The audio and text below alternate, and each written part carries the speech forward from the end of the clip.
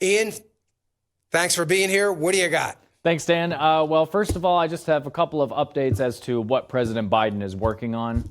I checked in on him this morning. I won't lie, over the weekend I kind of fell off the news train, but I caught myself back up this morning. I just wanted to touch on something that he signed on Friday, April 9th, which was another executive order, which has been a sort of running joke in a sense that he's been signing executive order after executive order after executive order. I think the most in the first couple of months since the last couple of presidencies, if I remember correctly.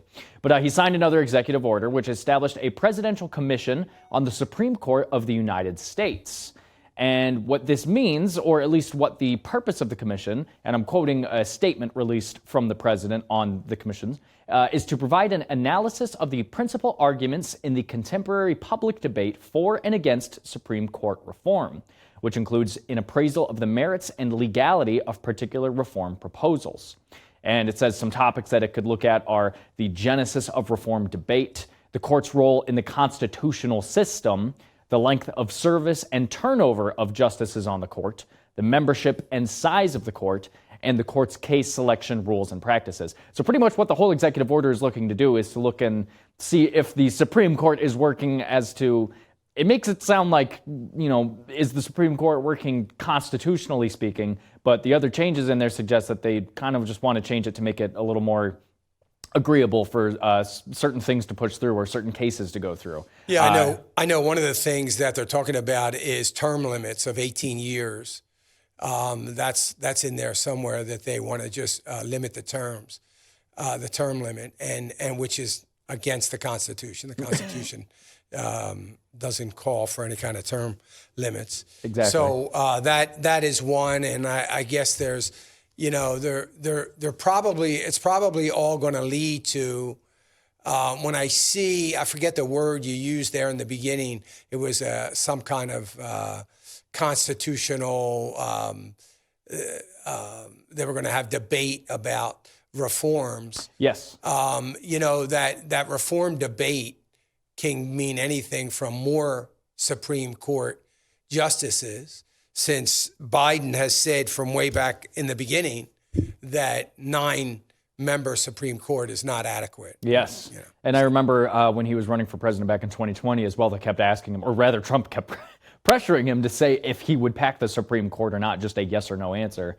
And he wouldn't really give a yes or no answer, if you remember that as well. Yeah, he more just kind of skirted around the issue and tried to focus more on Trump rather than talking about whether or not he would try to pack or change the Supreme Court in any way. But this executive order shows that he's at least looking into the idea. So this commission has about 180 days, I think, after its first public meeting in order to discuss and talk about some things and then present their findings to President Biden, who will then make a decision. And who knows what that decision will be? We can only hope that it maintains the checks and balances that we have so far. That's my biggest fear of this, is that it's going to upset this somehow. But we'll wait and keep tracking with that and see what that does. The other thing I wanted to touch on was the Biden budget proposal. This happened, I think, a couple of days ago, if not today. But recently he proposed a $1.5 trillion budget. And obviously I think Congress has until October to decide whether or not they actually want this to come in, or rather that's when the current budget expires, and this one would take over if it would be passed.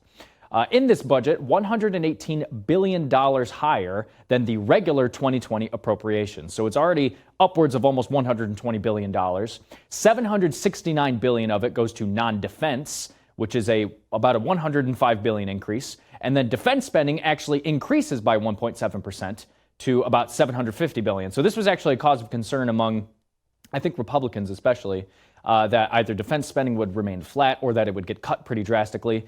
There's usually some flip-flop between when a Republican and a Democrat president is in. Typically, the Democrat president will cut defense spending and the Republican will boost defense spending. But in this case, it looks like Biden's given a little bit to the Pentagon. But going into the non-defense spending especially, I'm just going to go through some percentages. 40.8% increase for education, a 27.7% increase for commerce, a 23% increase for health and human services, 16% increase for agriculture, as well as boosts for Environmental Protection Agency by around 21%, and the National Science Foundation by about 20% as well. So all of these government programs and these government organizations are getting huge boosts if this were to pass and go through Congress? Bigger government. That's what it's about. Exactly bigger right. government. That's exactly right. I mean, That's exactly Trump what was this for is. smaller government. The Republicans hated Trump for that. They wouldn't come out and say that, of course. But, this is just bigger government. It's making more social programs and bigger government. This is what happens. And bigger government budgets only lead to bigger government budgets. And, that's what's going to continue to happen. 21% increase. The EPA is going to get increased dramatically because of, they got to make this Green New Deal come together. Exactly right. And that's Biden's whole thing is the climate change is a current crisis right now. So he's trying to make that happen. That's right. Go to FISM.tv/news for more.